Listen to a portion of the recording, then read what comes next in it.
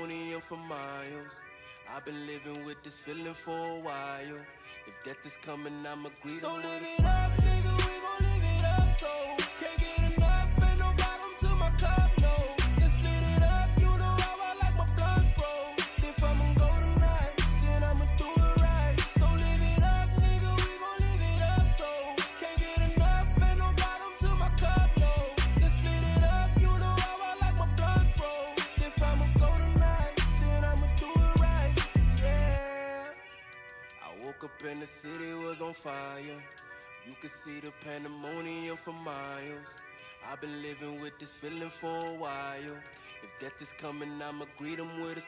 I've been living like push the pedal to the metal till I see the flag blowing chunks out the ozone while I burn the gas crackers on my ass. Think I'm finna crash. I ain't worried till I hit the curb. Vision blurs, learn every word. Coupe in this filled with different flavors. They just wanna live something I could give life in the 16. Painting pictures like the 16. Even now I'm on my back stand at the ceiling wondering what this shit mean. I don't wanted this my whole life.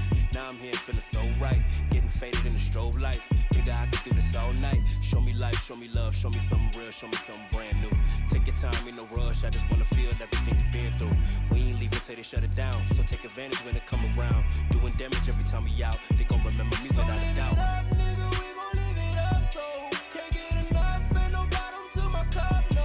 Let's split it up, you know how I like my blunts, bro.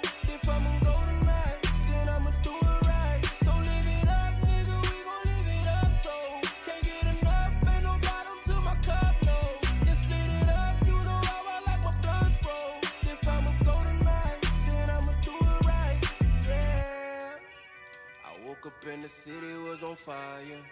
You could see the pandemonium for miles. I've been living with this feeling for a while.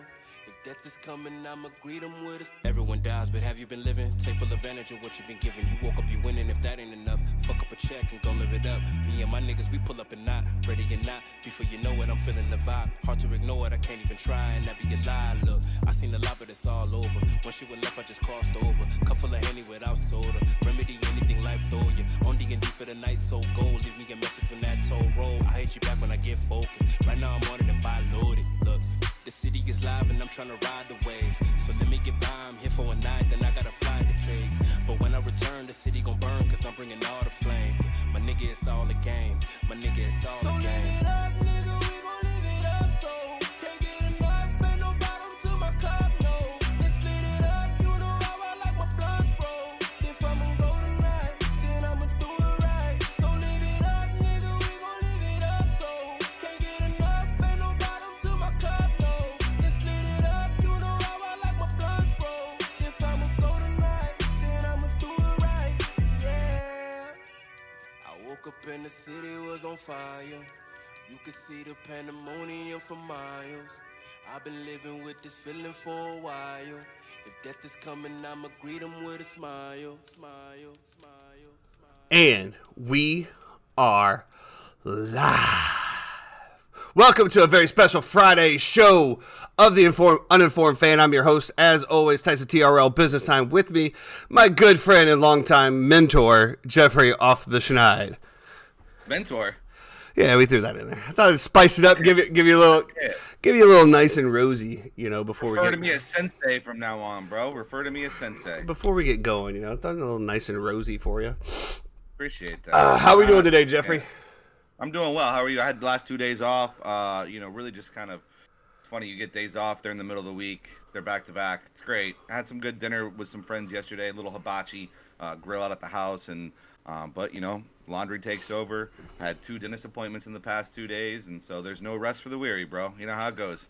No rest for the weary. Back on the saddle tonight.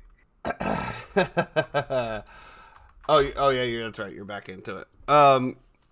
Yeah, so we got a lot going on here at O-Town. Unfortunately, with you and your schedule, you're not going to be able to make the old API this time, but I know some of the boys are going to be going out there. I know the golf boys from Wednesday are definitely going to be going out there. Yeah. We have a couple guest speakers on the show today. We got probably the hottest head in sports talk, Mr. Z's, that's going to be joining us, and my goodness, there'll probably be some seriously hot takes coming out of this guy today. And then later on the show, we are going to have our resident F1 expert, Clay, from Illinois, who is my cousin and got me into F1. We're going to kind of break down the F1 to the start of the new season, which the qualifying was on at 6 o'clock this morning. Not qualifying, practice. Yeah, it was on at 6 o'clock this morning. Unfortunately, my dog woke me up at 4 o'clock in the morning, so I had to sleep in a little bit, and I missed that one. But you know it's on the DVR. It's going to be a good season. Where can we find the F1 race this weekend, or even the qualifying or practice or whatever it is? Majority is all ESPN. I know the race is ESPN, not ESPN Plus. It's on at 9 o'clock in the morning. I think this one's 10 o'clock. It's either 9 o'clock, 10 o'clock, but it's uninterrupted. Okay. It's beautiful. You just watch literally racing the entire time. No commercials, no nothing. Great. It's only like an hour and a half, maybe 2 hour and a half, 2 hour and a half, 2 hours, depending on what's going on. Yeah, hour and a half to 2. Yeah, it's pretty short. I still haven't finished the Drive to Survive, but I planned on watching the past 2 days, and I just never got around to it. And sometimes life happens. We'll get into all that though. Can't wait for it. Let's get into it. We're start off always with the big boy that's always in the news, the NFL. Absolutely. The drama, the Real Housewives of the NFL. Now we're focused back on Baltimore for another reason besides Lamar Jackson. Apparently, the GM, in talking of scouting the wide receivers, was going into his what he would like to see, and basically kind of sliding his current receivers is the way I kind of took it. I know that's how Rashad Bateman took it, and that's how it was put out there. It was terribly worded the way that he said it, and it was a shot at the receivers that he currently has. Do you think that it was wording, or do you think that he? Do you think it was just wording? Do you really think he meant it to come off that way, or do you think he meant to say that to put a fire under their ass? Do I think he meant to come out and disrespect the receivers that he's drafted in the draft for the past however many years he's been there? Since after they drafted Lamar Jackson, so what is that? 4 years? I don't know. Listen, sure, but that's in today's day and age, and the way that athletes react, and the way that the time that they grew up in, that is not something that you just throw out there and talk shit about them and think that that's just gonna go over swimmingly. Like, everybody has a social media account. Everybody's gonna react to whatever it is. They're gonna be asked about it on social media.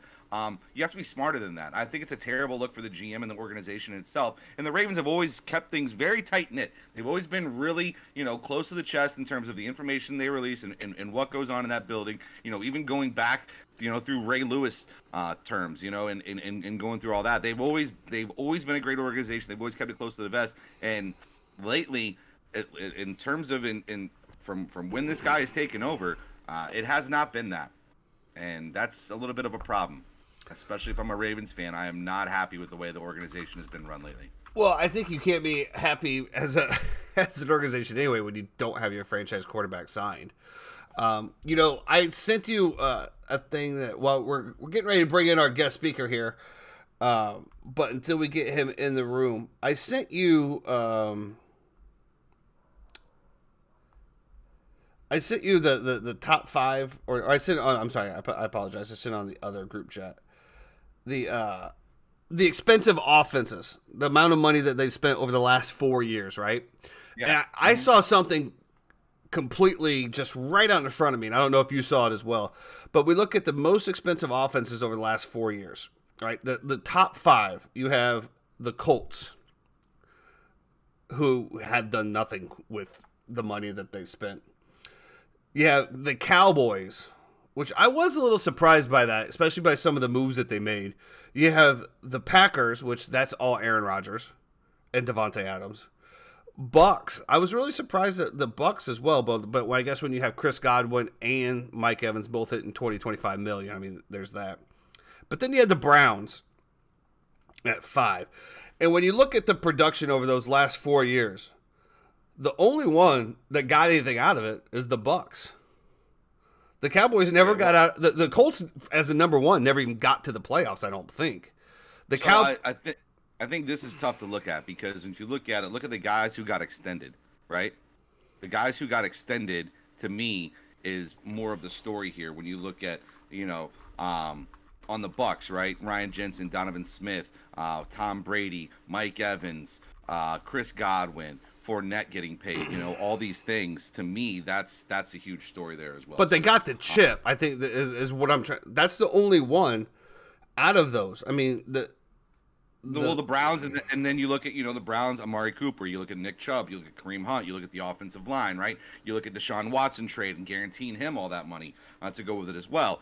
Packers, same thing. Aaron Rodgers, Devontae Adams. I mean, all these guys got extended and got paydays on there with the Cowboys, right? Dak Prescott, Ezekiel Elliott, Amari Cooper, who they just got rid of. CeeDee Lamb still has to get re-signed as well, too, in there. So I think the extensions, if you look at a guy like Tyron Smith, if you look at Zach Martin, the offensive lineman that they had to keep to keep that thing intact as well.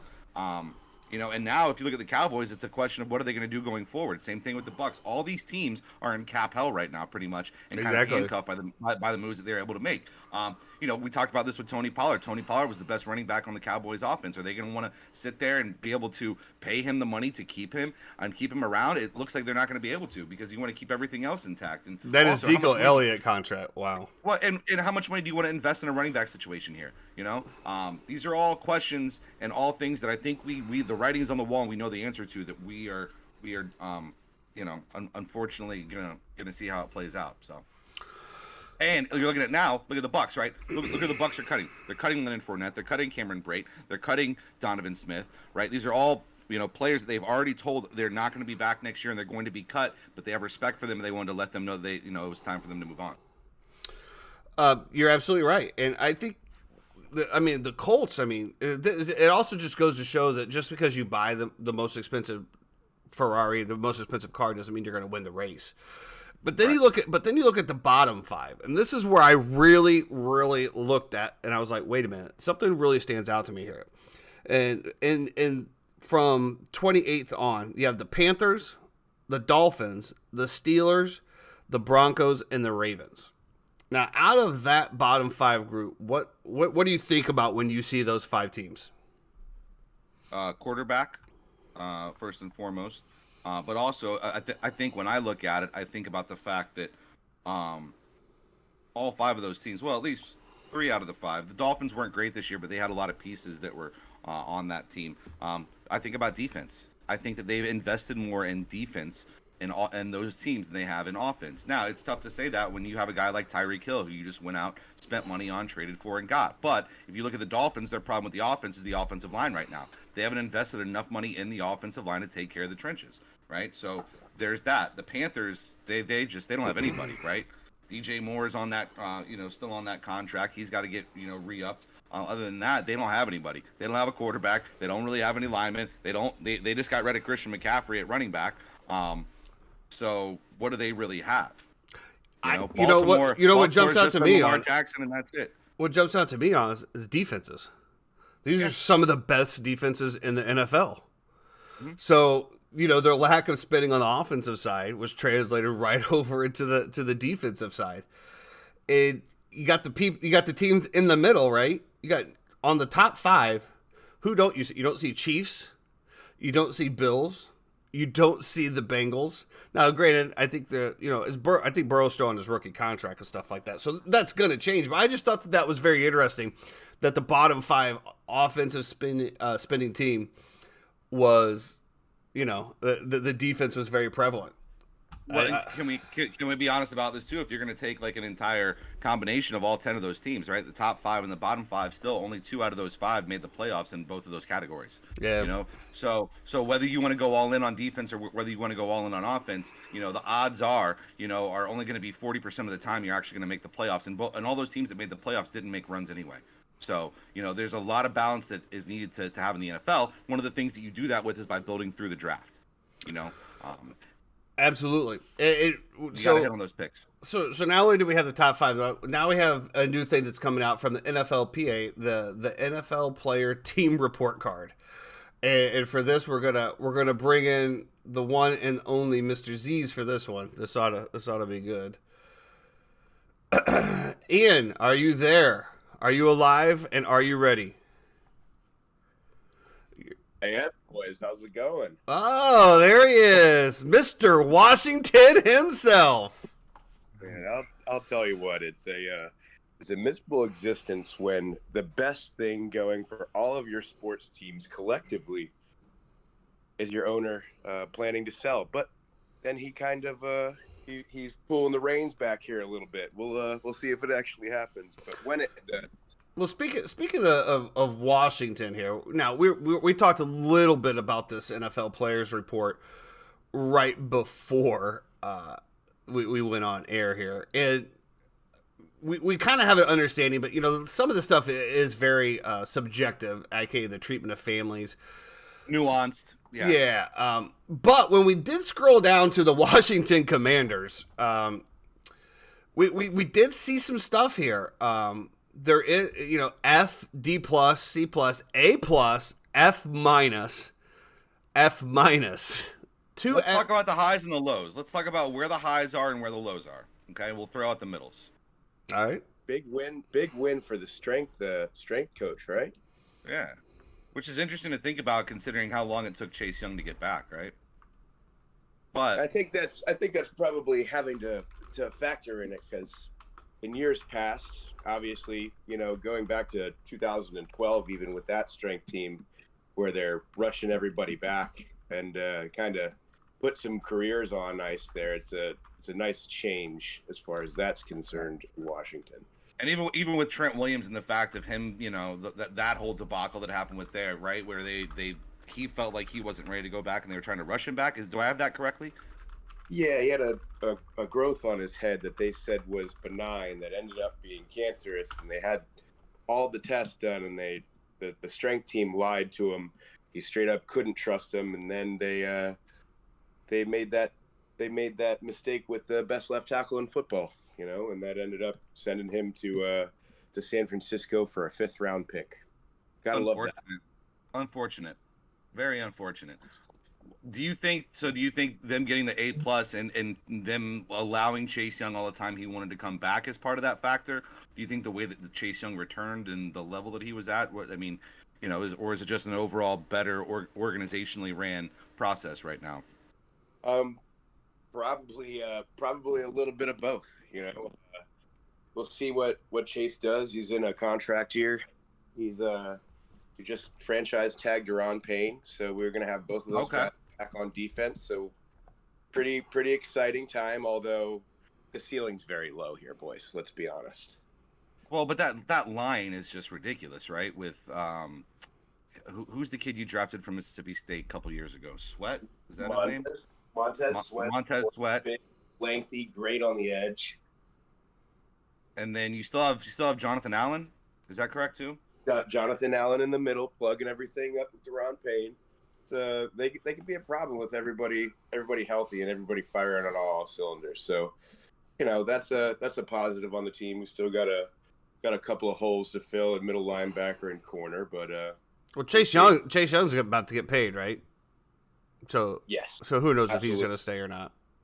And they're looking for somewhere in the ballpark of 19 a year. Woo! Man alive. I mean, you start getting into those 19, 20 million dollar a year per player for defensive players, man. I think that always raises an eyebrow.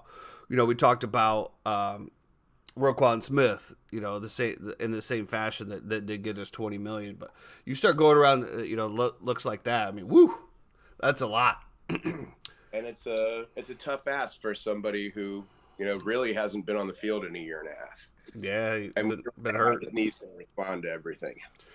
Well, speaking of the Commanders and the wonderful franchise that they is, and the numerous products that they have placed through the NFL, the Carson Wentz, obviously just got released, and I know that you were very upset about that, and you were very broken up about that. So, who are the Commanders going to go through? Is it Heineke time? What's happening over there? Sam Howell. So, Heineke is a free agent. They have not even discussed contract talks with him yet, so it doesn't look like he's coming back. But it might be Sam Howell season, boys. And I'll tell you how the last couple of years have gone, where we paid $28 million for a paperweight, and we kind of can't spread that around, especially to the offensive line and the holes in the backfield, and what we had there is kind of been frustrating. So I hope we go the Howell route. spread some of that money around, maybe a free agent or two on the offensive line, and kind of try to shore that up. Well, definitely by releasing Wentz, you got to feel a little bit better about looking towards the future versus the past, eh?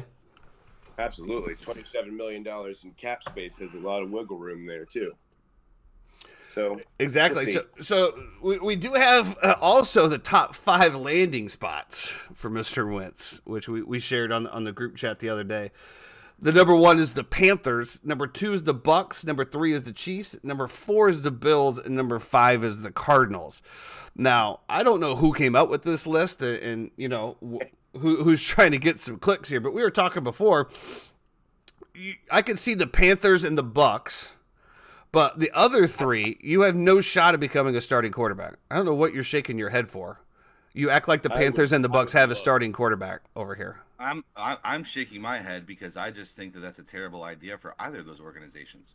Both those organizations are going to go with young guys to lead their team this year, whether it be the Bucks and Kyle Trask or whether it be the Panthers and whoever they draft. Okay, I don't think bringing in Carson Wentz to sit behind them is going to be the best thing for either of those kids. I think the best landing spot for Carson Wentz is going to be in a hunter's perch on a tree. Okay, or you know, we do have the XFL Guardians who are probably looking for a quarterback right now as well too. Okay, I don't think Carson Wentz is a great locker room guy where he's going to lead anybody anywhere, you know, or be a great rallying cry to rally around this quarterback. It just doesn't seem like that's something that he's ever done in his career. So first of all, you're advocating like I wrote this list and I think that he should go to these teams. First of all, he's a little charged up, huh? You just said the Panthers or the Bucks, I think, are the best landing spots. No, I didn't. I said it would be the only out of those 5. Listen, Dickweed, out of those 5, you're not going to the Chiefs and getting playing time. You're not going to the Bills and getting playing time, and you're not going to the Cardinals to get playing time. So therefore, if Carson Wentz is looking at playing time, he's either going to look at the Panthers or Bucks if he wants playing time. Otherwise, he's going to retire and go off into the distance and not accept being a backup role. I think that is a very, very good take, and you're just being asinine about it. Okay. $25 million to the Bucks. I'm calling it right now. $25 million. Well, first of all, he's going to be in the Chase Daniel territory. What's Chase Daniels making? Like $7-8 million? What did AJ McCarron turn down? Wasn't it like he was getting paid $6 million and turned it down to go to the XFL? Yeah, might be the best option for him. Bring him to Orlando. He'd be a paperweight here. Orlando. I can see Jeffrey's panties are just in a bunch now. Look at him. No, he's just stewing over there. Are you even wearing panties this morning? Not to react while you're on video. He's probably not wearing panties. That's why. I can neither confirm or deny, boys. You know me too well. Did you want to talk about the Juju, Jeffrey? Juju Smith-Schuster? No, I just think too many. I mean, whatever. Not really. I mean, I wanted to talk to Ian more about what he thought about the Washington football team, the direction. What do you think about the Dan Snyder report out there? That, you know, so basically, if you want to educate people on it too, I know you follow it a little bit closer to the vest when it comes to this stuff as well. All right. So basically, what happens whenever a team goes on the road, they have money in a pot that gets allocated for the visiting team. So what Dan Snyder has been doing, he's been skimming off that pot for the last 12 years to a sum of about $51.5 million that he basically stole red-handed from other owners in the league. So they just kind of found this out in December, and they're kind of going through the initial process of what they can do legally with Mr. Snyder. But it sounds like in the grand scheme of things, even if he chooses not to sell the team, this kind of opens up the road for the other ownership throughout the league to forcefully have him sell the team there, pretty much. Correct. It gives them some kind of justification for why. What is his reasoning behind? And so obviously we've seen the reports, right? He doesn't want anything less than $6 billion. You know, he feels like that's what the market should bear for it. If he doesn't get $6 billion, he's not going to sell. But now he's saying even if Jeff Bezos were to offer him $8 billion, he will not accept it from Jeff Bezos. What is his beef with Jeff Bezos? Do you know the backstory behind that at all? Of course. So Ooh. Jeff Bezos owns the Washington Post. The Washington Ah. Post is the newspaper that leaked all of the information, which is interesting because you had minority owners from 2002 to 2020 that were all leaking information in order to drive their price and the team up. So it's just a clusterfuck, and I can't wait for it to be over. Okay, I love that. I have a question for you. Now, the story about Dan Snyder skimming the $51.5 million in the past however many years, was that story released by the Washington Post as well? Was that It was released by the Washington Post, so he's got a bone to pick with those guys for sure. Yeah, and I'm assuming too there's some factor that goes into that where when you own the entity that is releasing the information and you're also trying to buy the team, how does that affect the market share of the team that you're trying to drive down the price on, right? Absolutely. So it's kind of contradictory to the fact that he's not going to take anything less than 6. The highest offer that he's had so far is 5.9, and Bezos has basically said that he's willing to drop 8 if Dan sells them the team. So just yet another slime ball move from the scummiest owner in the league.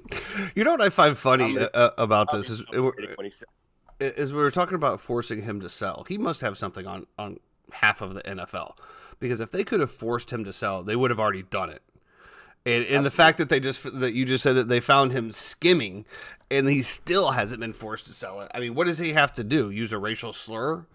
I mean, he's done pretty much everything else. He's had sexual harassment in the workplace. He's been investigated by the state, by the federal level as well. You know, of course, we had the whole Redskin thing, but that wasn't really him per se, as far as, you know, until it came to moving over. I mean, apparently it's just as long as you're not doing anything racial, I mean, you're good. But he must have some dirt on some people to be able to keep this franchise for as long as he has. Yeah, I'm also like to the point now where it's like, man, like we still folded like all this shit that you've done, but we still folded on the Redskin name. You know what I mean? Like, and you came up with like the worst names ever as well too. Like, what a fucking troll for your fan base, dude. Like, one legitimate. Thank you so much for reminding me, Jeff. Like, one legitimate fan base that I feel bad for is the Washington fan base as well too. I mean, you got the Capitals, the Nationals, and the Commanders. Those don't instill those Wizards, okay. Well, the Wizard. I'll say the Wizards is probably the best one. At least a Wizard can, you know, Expecto Patronum some shit, you know, and mess you up. I mean, outside of that, that's like the Green Bay Packers. I mean, who fears the Packers? You just gave Ian the biggest hard on. This man has been playing Hogwarts for 3.5 hours a day for the past however, bro. Like, love me some Harry Potter. Love me some Harry Potter. Ian, tell him about it real quick. Tell him about it. It's I watched it. Merch has been streaming it. Harry Potter's a gangster. Yeah. Merch has been streaming it, dude. I've been watching it. Anything else you want to touch on about Washington sports right now, Ian? You know what? Thank God for Kyle Kuzma and his Patrick the Starfish outfits, and he's putting DC on his back and carrying us into a first-round exit in the playoffs. Probably enjoys it too. Anyway, that was probably a bad comment. Yeah, no, I mean, you know, what's going on with the Capitals right now? How are they looking in terms of hockey? So basically, just punted on the year, but kind of see what Brian McClellan, our GM, is doing. We're basically loading up draft capital, trying to get younger. Still got a couple guys on the roster that are sucking our draft cap, but you know, trying to get younger. Not going to make the playoffs. It's hard. Hey, at least you're not sitting off your superstars and just in total utter destruction mode. But you know, as I saw your Facebook comments and you know, you're trolling and getting banned off Facebook, that you know that maybe that's just because you have a generational talent that you're not able to do that yet. Oh, yeah. Ian banned on Facebook? No way. Shocker, right? And there was no vulgar comments in that, surprisingly enough. There really so was soft nowadays. It's terrible. Well, We got a little bit of a combine performance. Andy, you want to stick around and talk a little combine before you get out of here? Do you have time? I know you're a very busy man. So we got the combine going on this week, and Jeffrey's dark horse pick is continuing to shine through the clouds onto the world of the NFL football. We have some really some players that are just completely standing out for the right and wrong reasons. Anthony Richardson, Jeffrey, I mean, I hate to turn it over as a Gator boy, too, a Florida State guy to talk about your dark horse pick, but Anthony Richardson is moving up the draft class very, very fast. That's his guy. Let me be honest with you. Dude, like, it's so funny to watch the NFL sometimes, and these GMs are just going to go nuts over this kid, right? You're talking about measurables out of the you-know-what, dude. Like, tall, muscular, has body to him.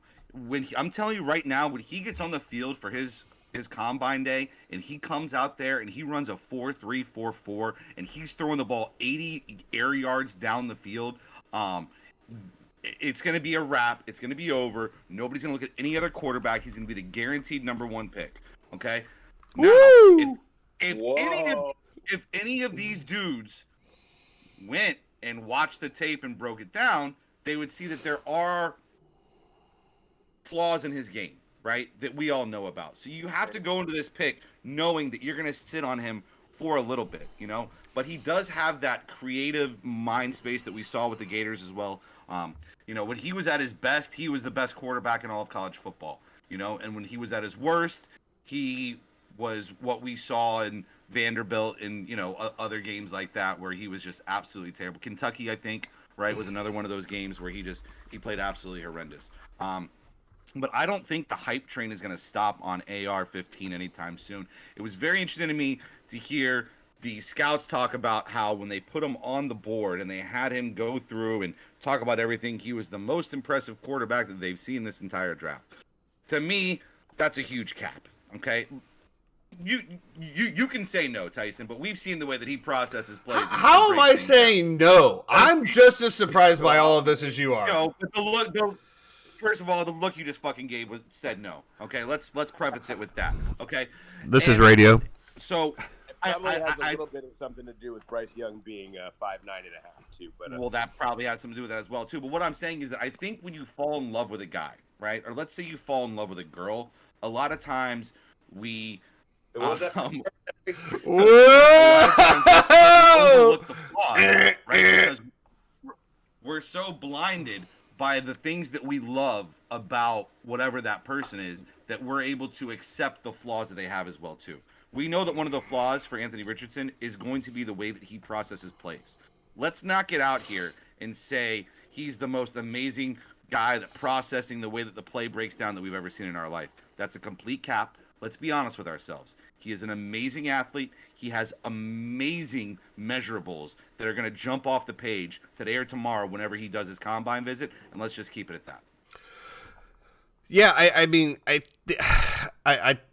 we differ a little bit. I don't think it's necessarily his breakdown plays that he's so great at. I think what I was really they were talking about his overall knowledge, and that was his biggest drawback as a Gator was his understanding of the playbook and understanding where to go. He did get hurt, right? He's got some twigs down there for legs. Let's not. He's very top heavy, but hey, the more the merrier. Move him up the class. The Bears trade back. It's gonna be draft day. It's gonna be the Browns on draft day. Kevin Costner type stuff that Ryan Pace is gonna pull off here. We're gonna have so many picks coming out of our butt. We're gonna have no more excuses to why we suck. We're just gonna suck, and there's gonna be no other reason for it. And I am here for it. Trade down to the tank. I'm here for it all, baby. I'm ready for it all. I'm going to wake up on Sundays, rah, rah, rah, and then do the same thing as everyone, punch a hole in the wall, go and, put down about 6 high noons to try to ease my pain. And that's going to regurgitate for 17 weeks because there's no stopping this fanhood. It's every single Sunday all the way through it. And then at the end of the year, we're going to have another good draft pick, and we're going to be like, yeah, next year's our year. That's what it is. You gotta love being a Washington fan and having to pick 10th every year because they decided to win Week 17. I don't. So then we have Jalen Carr that's coming back. Apparently he went down and posted bond and came right back. And we're talking about 2 misdemeanor charges. I don't think this is going to affect his draft stock whatsoever. Whoever's still going to want him is going to get him. There was a little bit of a chatter about how long the legal process will take. But regardless, misdemeanors, first-time crime, you're not doing any time. Who cares? He's not going to jail. It doesn't matter. So I said, well, if you would have let me finish my statement there. Jesus, you are on one this morning, huh? Yeah. Did somebody mess with your Yoda doll last night? No, my 6-year-old's been pissing me off. Like, Last 2 days. geez. Did he piss in Ian, your what Cheerios about this morning? Room, dude. Ian, you see anything from the combine that stood out to you? No, just the Jalen thing. You know, I think he's gonna fit right in Oakland. Jesus Christ! Wow. I don't know why I didn't see that coming. Gotta be a great spot there. He's going to be a great Raider. What do the Raiders pick at, by the way? Do they have a? Do you know what they're picking? They're like at? 9. Yeah, I don't think they'd have to trade up and do that whole thing. I don't really see that happening. I will say one of the things that stood out to me, and obviously we've only had 1 day of 40-yard dashes, but the defensive linemen, man, and like the way that these guys move nowadays is absolutely insane. And Ian knows this, seeing guys like Chase Young, you know, Montez Sweat, Deron Payne, Jonathan Allen coming off that line, right? Guys who are monsters in the combine. Some of them have translated to NFL greatness. Some of them have, you know, been average and are still waiting to bust out in those years. But you talk about a guy like Nolan Smith, right, from Georgia. And this is a great moment as well, too. We're sitting there, the entire Georgia defense is sitting there watching him run at his combine, right? And they're all getting hyped up. They're all getting ready. Kid goes out there and runs a 4.40, dude. Built like a shit house. I mean, incredible, bro. And then I also, you know, I vibe with the kid as well, too. They were asking him about, you know, the situation that happened with Georgia and, you know, the kid who died in the car accident, whatever. And he literally, it's like, it's the first time I've talked about it publicly. He's breaking down in emotion, you know, in his interview on the press conference or whatever you call it, that he was doing. I think that kid's super impressive. They do have him slotted, possibly going to Tampa Bay. I don't think he drops that far. I think somebody's gonna get up there and gonna grab the kid. But even even these other guys running 4.5, 4.6s, dude. Like the way that they built these human beings now, it's like lab created, dude. They are incredible. You have this guy, Elijah Cansey, that's a defensive lineman out of Pitt. I saw this. Yeah. 282 pounds, 4.67 40 times. Just a refrigerator with 4.7 times. It's unbelievable. Yeah, and they're comparing his measurables to Aaron Donald, which is always a tough thing to do, right? Because when you look at Aaron Donald, like that dude is just absolutely inhuman. How jacked he is and how strong he is, and you know the way that the veracity that he plays the game with. But this is all we can do, right? All we can say is that look at his measurables at the combine. Look at the system that he's coming out from. You know, maybe that guy is comparable to a guy like Aaron Donald. We'll see how it does. I don't know if you saw Jeremy just chimed in and said that Jalen's a local product. He's from Apopka High School. I didn't know that. Even better. Better. We already have. It's amazing though that he not one Florida school could keep him in the state. Amazing. The Raiders. Well, it's, you know, if we want to talk about that, let's be honest. We don't. Recruiting in Florida, we have not kept a blanket around this state. People come here, they poach whatever they want to, whenever they want to, and they keep it moving. Nobody has been a threat to keep the 5 stars and the really, really good talent. It's all Ohio State, Georgia, Alabama, you know, even teams like LSU and Texas who come in here and you know, and whatever. Good for these kids, dude. Jackson State robbing you guys. Everybody is. All right, well, moving on. Ian, anything you'd like to add before we move on to the next segment there, my friend? Nope, boys. Thank you very much for having me on. Going to the API here in a couple hours. We're gonna have a great day. You guys have an awesome day. And we'll appreciate it. Sooner. Thanks a lot for coming on the show. Ian's going to be on the show many times in the moving forward, and I appreciate it. You had some very good insight today, especially with the Commanders and the Jeff Bezos. I mean, that was some definite inside information that I didn't know about. But thank you very much, man. We'll talk soon. Appreciate you, bro. Enjoy. Better. I had no idea about the Washington Post thing, but that made perfect sense. All right, now, before we get into our F1 segment, just going to touch on, we do have the Arnold Palmer invitation as Ian just brought up. So bringing up the scorecard here, it looks like, John Rahm has fallen. Now he is +1 through 14 and now out of the lead. Ooh, it is getting spicy. Sexiest little FanDuel lineup, especially yesterday. I'm looking at it. I'm in like 400th out of like 100,000 people.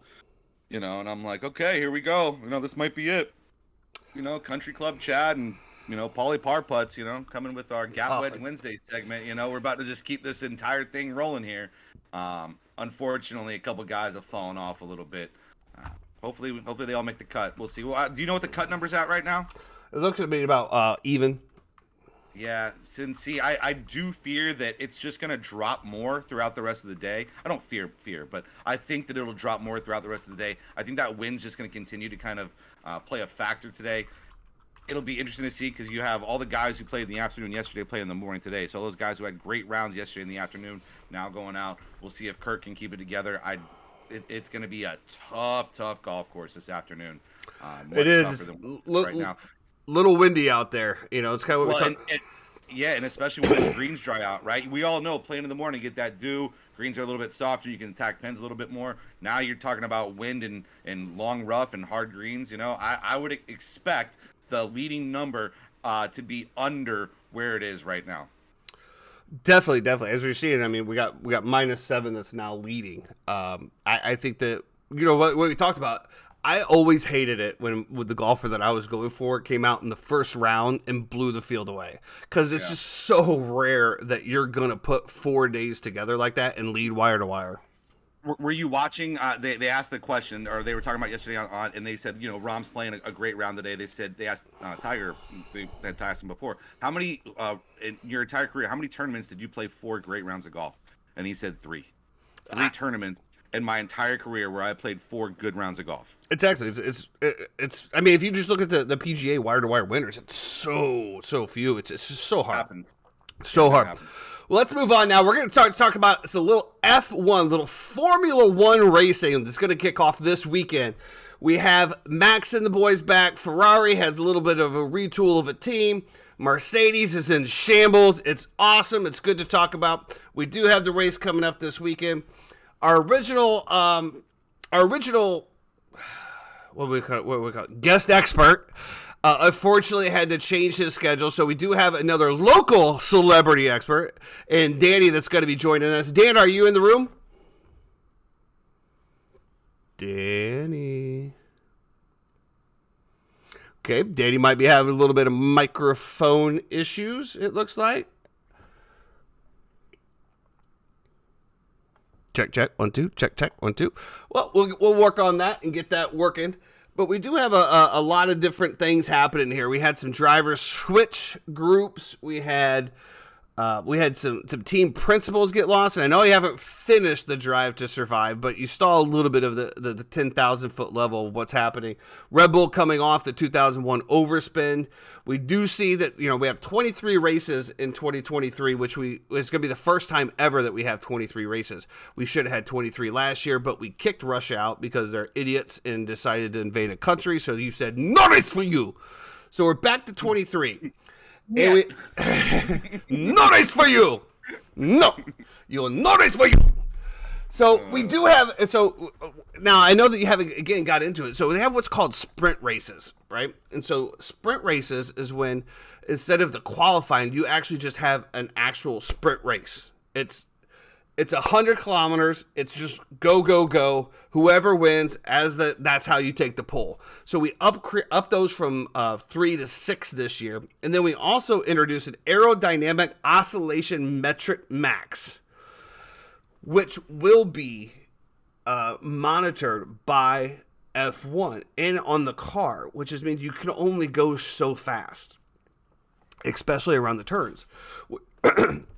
Which to me is interesting because as a race fan, you want the car to go as fast as possible, right? I mean, I don't understand what exactly they're trying to accomplish about this, but I think it's just obviously driver safety.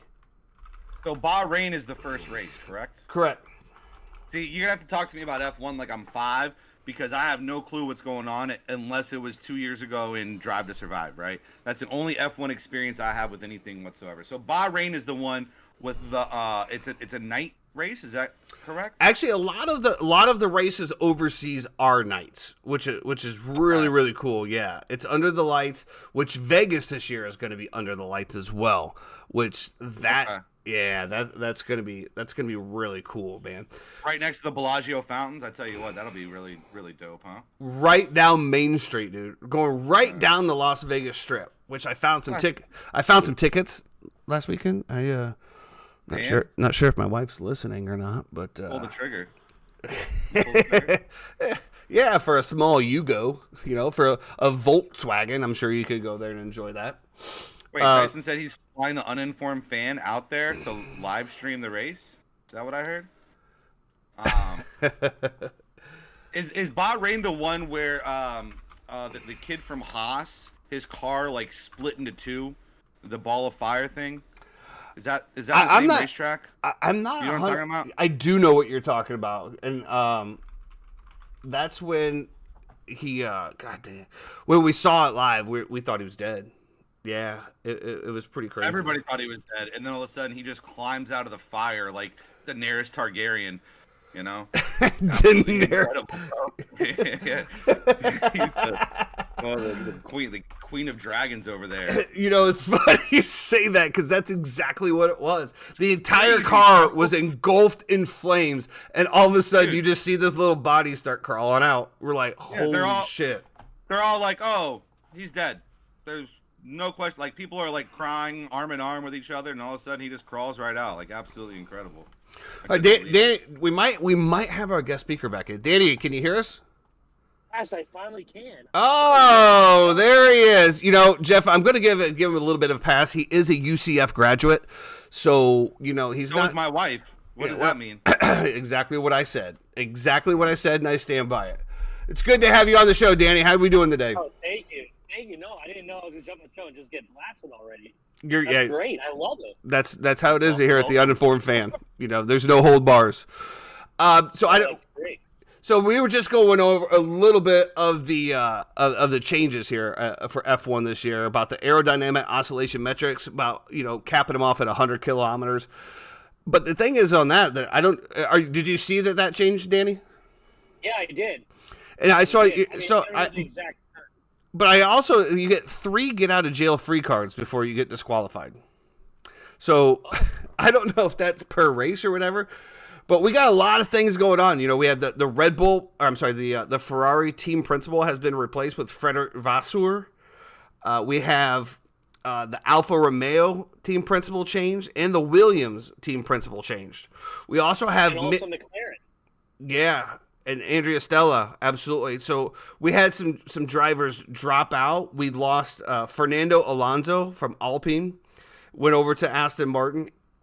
Then you have the Oscar Piastri to McLaren. Now, this one is very, very interesting to me. So, Jeff, I know you haven't caught up, but so Oscar Piastri is an absolute young stud. He's an F3 champion. He's an F2 champion. And he was brought up under Alpine. And Alpine invested about $4 million into this driver and his development and everything. And it came up for his contract year. And they were putting him in the car. And he said, no, I'm not driving for you. I'm driving for McLaren. I mean, that has to be one of the biggest shockers of the year, right, Danny? I totally agree. And if you can tell by the way they did it, he only got the seat because Alonso left. Correct. So what is that saying? Like, hey, we know you're the future, but let's see what Alonso does first. If he leaves, you're doing it. I would have jumped ship too. And I'm very biased because I am a McLaren fan.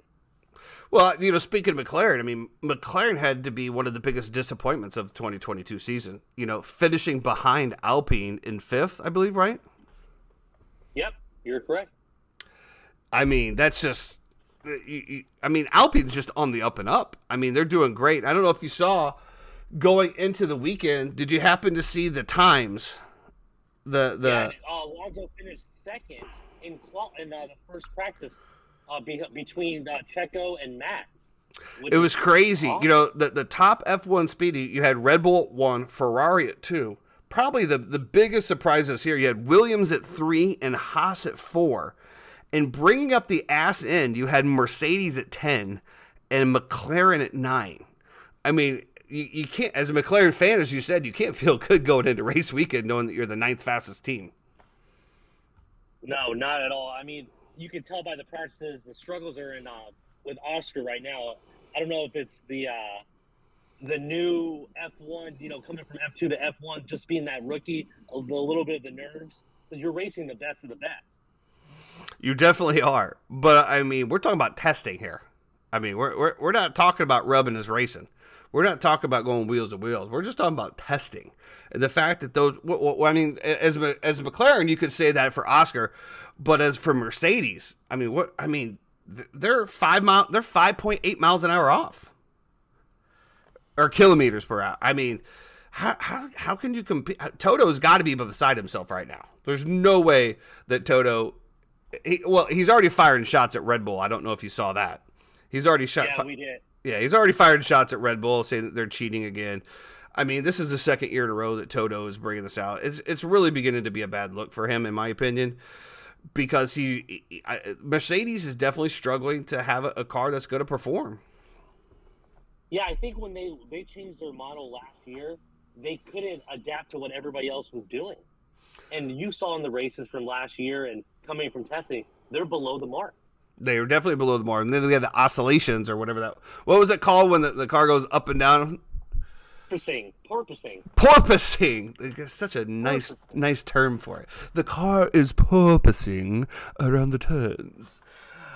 It's setting up. I don't know. I think it's going to be a great year. I was really, really happy to see Sergio Perez came out, which I'm a Red Bull guy now, just so simply the fact that they're having Ford come in. And I did see the Audi is coming in.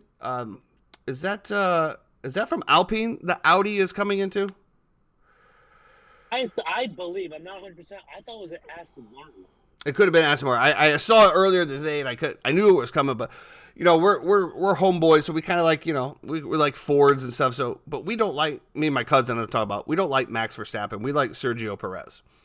You know, that whole thing last year where Verstappen wouldn't let Perez get by him to do the points because he said that he wrecked him on his practice lap, which cost him a position, which cost him a championship. He still won the individual championship. They still won the Constructors' Cup, and he's still being a petty ass bitch at the end of the year. That really turned us off on him.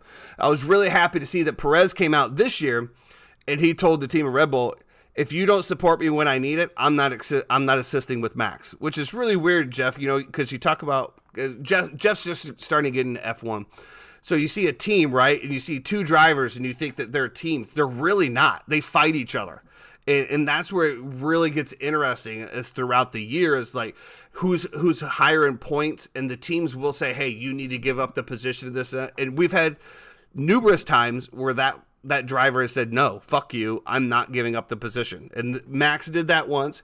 And then if you remember last year, Danny, you remember Carlos Sainz? It was Leclerc. Remember Leclerc begging Ferrari to not let Carlos Sainz win the race so he could get more points. I mean, at the end of the day, it's about money. Because the higher you finish, the more money you make. How much money do you think Max cost Checo last year for giving up that spot for second? A lot. And I was really surprised at the cost cap, though. It's only $135 million. To me, that seems really low. It did go down from 146 the year before, but they said that they had an inflation in there. I don't know. Well, Dan, who do you like this year, buddy? Who's your team? Yeah, hold on one second. Jeffrey, yes? Yeah, I just have a quick question for you, Danny. You know, I'm just getting into this pretty much and getting into F1. Tyson made me watch, you know, Drive to Survive, and so from there, me and my wife started watching it, and you know, her love for reality shows and my love for just all things fast in general was a beautiful combination for us. My question to you is, if let's say Lewis Hamilton and Mercedes have a terrible year this year, right, and Mercedes does not perform at the level that we are used to them performing at, does that taint Lewis Hamilton's not reputation, but maybe his legacy as one of the best F1 drivers ever to exist? Does this have everything to do with car, or does this have everything to do with driver? I know there's a happy marriage somewhere in between, but does an off year from Mercedes and from Lewis Hamilton itself taint his legacy at all? I believe no, because I think it's more in the car than the driver. Because at the end of the day, Lewis Hamilton already proved himself. When you win, I believe it was like 6 in 7 a row, and then he had an off 7, and then he had that off year when Nico won, and then he had the 2-1 previous to that. It just showed that he can do it if you give him the right car, just like any driver. Yes, I guess Max is amazing, but Red Bull has a great car that provides it for him. Do you really think the car? But they didn't. They didn't the previous years, and they especially didn't when they lost 7 in a row to Mercedes. Absolutely. You know, but I think that was one of the things that, to your point, Jeff, about that. You know, Mercedes already had that off year last year. Last year, Mercedes was their off year where they didn't really compete for 1 or 2. And then going into this year, the fact that that car is at the bottom of the miles per hour, I think it's raising a lot of red flags. And I haven't watched that. Yeah, so I think this is going on more on Toto than it is Lewis, in my opinion. Tyson, I want to say something about this testing, because you got to think of it as like spring football, summer football too. Do you really think the coach is putting everything out there so everybody can see, or do you think they're just pulling back a little bit to give a little like, hey, you know, maybe they're not as good and just surprise everybody and blow them out? Absolutely not. Absolutely not. There's no way in hell that Mercedes is sitting at the bottom of the bracket saying, ho ho, Williams and Haas, touche, I'm going to really put the throttle down on this race. I don't believe that. And the reason why I tell you I don't believe that is because you need that data and you need those pinpoints on the turns, everything to continue tuning your car. If you're not hitting the max speeds and what you project to have on the race, you don't know how that race car is actually going to perform. If you're taking a corner at 3 miles an hour, 4 miles an hour less than you plan to on race day, and it's holding great, and then you increase it 5 miles an hour on the turn during race day, and all of a sudden it's getting squirrely, now you've got adjustments to make on the car. I mean, I could be in the wrong. I am an amateur F1 guy, but I don't think that at all. I think that they're in the exact same position that they were last year, where they came out and every car had the issues with the porpoising. Red Bull was the very first one to fix it. Toto and those guys couldn't figure it out, and then they lashed out to where Red Bull and the rest of the teams just like basically looked at Toto and said, fix your fucking car. It's not our problem.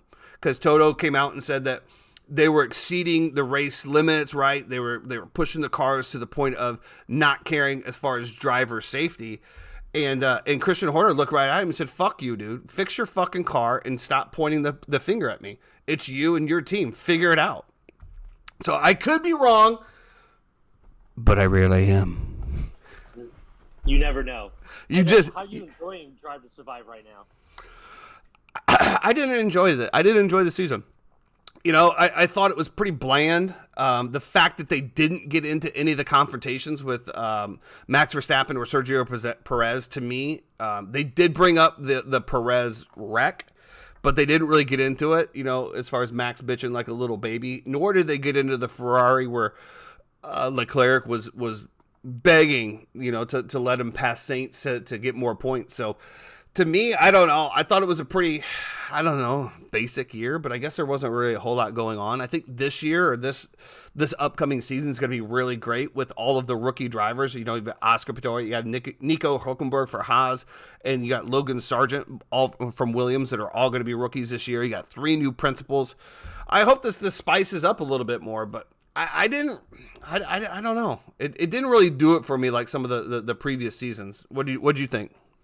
Yeah, I think Red Bull sent a little memo to Netflix saying, "Hey, we're not addressing this whole Checo Max thing during the season this year." And I don't want to give it up for anybody that hasn't watched yet, but they didn't really address the major issues of the major drama that we wanted for Correct. the season. Right. Instead, they addressed the drama from 2001 as far as the overspin, which fans we don't give a shit about that. But the fact that that they were going around calling everybody cheaters and this, that, and the other, and it was a catering. But I think it was Toto again. He did have a point though. Okay, well you spent over $600,000 on catering. That $600,000 was then being allowed to be spent somewhere else, which I agree with that. It turns finger sandwiches do you have for $600,000? Those are pimento cheese sandwiches. like Well, you get at the Masters. It's highly pimento cheese. Highly pimento. Well, all right, so Danny, as we wrap up this little F1 short segment today, who do you like going into the 2023 season? Who is your favorites and who's your underdogs? Who's your dark horse? My dark horse for this year, it's a weird one. I think they're gonna move up from the bottom tier to kind of the middle tier. It's gonna be Williams Racing. I agree. I like that. A good season compared to what they had in the past. I'm not saying they're going to finish second or third, but they'll move up into the 7th, 8th. They'll definitely move up, and then. Well, you got to figure it, right. I mean, you got Red Bull, Mercedes, and Ferrari as the top 3. The rest of the 7 is being fought out between those teams, and so a 4th place finish is basically like a 1st place finish to Williams, in my opinion. 100%, and then I think the winner of this season. Feel that Ferrari's going to figure it out. They got a new team principal. This guy, from his past, he does really well with his pits and everything like that and the communication. I think the downfall of Ferrari this past year was the miscommunication that happened quite a bit, or the gambling they did with some of the tires and some of the pits and everything. But I think this team principal they have now is so disciplined from where he came from that they're going to lock it in. Well, I can think off the top of my head, Red Bull. Ferrari had 3 races that they completely jacked up and lost the race based on their strategies and their pits. Now, with those 3 races being up there, I think it would have been a little bit closer in the Constructors' Cup, but nobody was touching Red Bull after that anyway. I agree. I think that Williams, I was really excited to see them move up on that RPM scale and the mileage per hour. Williams is just a dark horse that was a powerhouse back in the day and just hasn't done anything, hasn't been relevant whatsoever. We're really looking forward to. I think once again I think it's Red Bull again. I do believe Ferrari is going to close the gap. I really do, but I just believe that Max Verstappen is just on another level. I don't know if we'll ever see another driver like him. The things he does in that race car to me is just out of control. So I think my favorite is Red Bull. I think Ferrari is going to keep it close this year, but I think eventually Red Bull, and my dark horse again was Williams as well. I would really love to see Haas get in there, man. Gunther is one of the coolest dudes out there. I mean, I would love to see Haas. It's not 100% American, but it's got the touch of American owner in it. I would love to see that team do something, but it just feels like that they just can't put it together. One funny story about Williams real fast, Logan, he's an American driver, and, they did the first day of racing pictures on Instagram, and he's like, why do you want to do this? He's like, I'm doing this for America. So you kind of like, I know, right? A little bit more for Williams racing. What? It's been a long time since we've had an American driver in F1. Long time. Let's go. Yeah, it's been great. Well, I appreciate you coming in today, Danny. Thank you very much for your input. We'll definitely have you on moving forward as well as one of our F1 contributors. You have a great day. Thanks a lot for coming in, bro. Thanks, gentlemen. Thank you. Lots going on in F1, man. I'm so excited. I've never been more excited for racing in my life. I don't get it. Probably because there's really nothing else going on. I did try to watch a little spring training. Oh, man, dude. Whew. It's going to be a long baseball year. For me, anyway. All right, but wrapping it up. So, the only other thing that we really have kind of going on here is, John Bones, right? John Jones coming back from, and I just realized that, this morning I was doing a little bit of research that we have the same birthday. I mean, what's your birthday? July 19th. And his birthday is July 19th. So I don't see how he can lose. With that, what sign are you, bro? I'm not doing this. I'm not doing this. Why? Just what sign are you? It's a really simple. I'm not having my co-host ask me what my astrological signs are. I'm asking because my wife is due in July. Why can I not ask? If you care about it, you would already know.